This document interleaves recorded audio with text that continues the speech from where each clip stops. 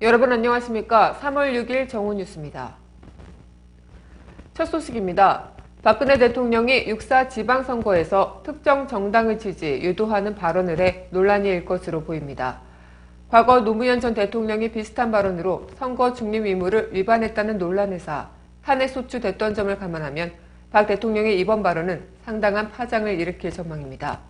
박 대통령의 선거 개입 발언은 유정복 안전행정부 장관의 입을 통해 알려졌는데요. 유 장관은 어제 인천시장에 출마하면서 박 대통령이 결단을 했으면 잘 되기를 바란다고 했다며 박 대통령의 지지 발언을 전달했는데 사실상 새누리당 후보로 뛸 유정복 장관을 지지하는 발언인 것입니다. 이처럼 박 대통령이 선거 개입 의혹을 산 발언은 이번뿐만이 아닙니다. 박 대통령이 우금민 제주도지사에게 제주 발전을 위해 같이 기여했으면 좋겠다는 이야기를 한 것과 부산시장 선거에 출마할 예정인 새누리당 서병수 의원에게도 지지 발언을 한 바 있어 논란을 샀습니다. 박 대통령의 이러한 발언은 이번 지방선거에서 새누리당을 지지하는 것으로 풀이돼 중립의무 위반 논란이 일 것으로 보이는데요. 지난 2004년 노무현 전 대통령이 비슷한 이유로 중앙선거관리위원회로부터 공직선거 및 선거부정방지법을 위반했다는 판정을 받았기 때문입니다. 당시 국회는 탄핵소추 사유에서 노 대통령은 국가 원수로서의 본분을 망각하고 특정 정당을 위한 불법 선거운동을 계속해왔고 본인과 측근들의 권력형 부정부패로 국정을 정상적으로 수행할 수 없는 국가적 위기 상황을 초래했으며 국민 경제를 파탄시켰다고 적시했습니다. 이에 박 대통령의 선거 개입에 대해 야권은 일제히 강하게 비판하면서 중앙선관위에 조사 착수를 공식적으로 요구했습니다. 다음 소식입니다. 민주당 김한길 대표와 새정치연합 안철수 중앙운영위원장이 제3지대 신당의 공동대표를 맡기로 합의했습니다. 지도부도 5대5 합의 정신에 따라 양측 동수로 구성하기로 했습니다. 민주당 김한길 대표와 새정치연합 안철수 중앙운영위원장이 제3지대 신당의 공동대표를 맡기로 어제 오후 합의하면서 김한길 안철수 투톱체제를 구성해 6월 지방선거를 치르기로 한 것입니다. 민주당 박광훈 대변인과 새정치연합 금태섭 대변인은 김 대표와 안 위원장이 통합신당의 지도체제와 관련해 이같이 최종 합의했다고 밝혔습니다. 그제부터 김한길 대표와 안철수 위원장이 지도부 구성에 대해 논의해 어제 오후 안 위원장이 부산의 신당 설명회를 다녀오는 길에 최종 매듭지었다고 양측 대변인은 설명했는데요. 앞서 김한길 대표와 안철수 위원장은 신당 준비단을 5대5로 구성해 창당을 추진하겠다고 밝혔습니다. 5대5 합의 정신이 어디까지 적용될지를 놓고 논란이 이어지기도 했습니다. 특히 국회의원 수가 126명인 민주당과 의원 2명인 새정치연합이 지도부를 동수로 구성할 수 있느냐는 데에서는 양론이 불거졌습니다. 하지만 통합신당의 지도부 구성에서도 5대5 합의 정신을 그대로 적용해 사실상 의원 수가 적은 새정치연합을 배려한 차원으로 보입니다. 이와 함께 어제 오후 있었던 신당 추진단 회의에서도 양측은 신당의 당원 당규와 정강 정책을 만드는 과정에서도 새정치연합의 의견을 최대한 존중한다는 결론을 내렸는데요.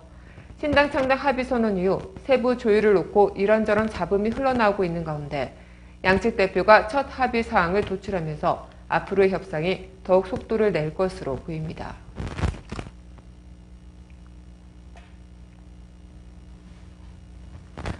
단신입니다.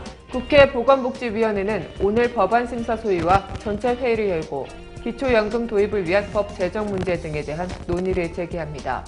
정부 여당은 기존안 대로 65세 이상 소득 하위 70%의 국민연금과 연계, 매달 10만원에서 20만원의 기초연금을 지급하는 방안을 고수하고 있는 반면 민주당은 국민연금과 기초연금의 연계에 반대하며 박근혜 대통령의 공약대로 모든 노인들에게 월 20만원을 지급하겠다는 약속을 최대한 지켜야 한다며 맞서고 있습니다.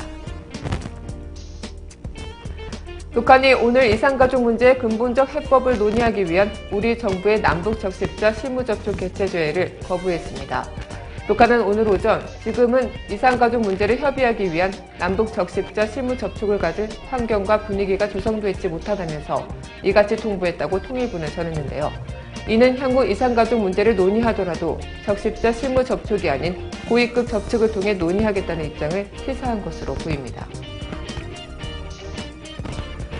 미국 버지니아주 공립학교 교과서에 동해와 일본의 병기를 의무화하는 법안이 어제 의회 절차상 최종 관문을 통과했습니다.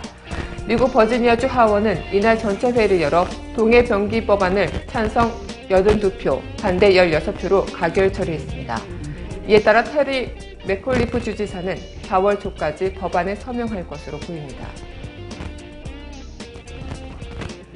서울시 공무원 간첩 사건 증거 위조 의혹과 관련해 피고인 유우성 씨의 출입경 기록 위조 또는 변조 과정에 관여한 정황이 드러난 국가정보원 협조자 조선족 A씨가 검찰 조사 당일인 어제 자살을 기도한 것으로 알려졌습니다.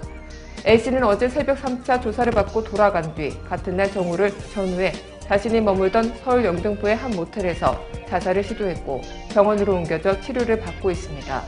검찰 등에 따르면 A씨는 간첩 사건 관련 문건 위조 의혹과 관련해 해당 문서를 생산해 국정원에 제공하는 데 관여한 정황이 포착됐습니다. 박근혜 대통령의 잘 됐으면 좋겠다는 말, 바로 논란이 되고 있는 유정복 안행부 장관 지지 발언인데요. 이처럼 박 대통령이 6.4 지방선거에서 특정 정당을 지지, 유도하는 발언을 한 것인데 이러한 이유로 과거 선관위는 노무현 전 대통령에겐 선거법 위반 판정을 내렸다죠. 과연 선관위가 과거의 잣대 그대로의 판정을 내릴 수 있을까요? 앞으로 선관위의 태도가 주목됩니다. 오늘 뉴스를 마치겠습니다. 고맙습니다.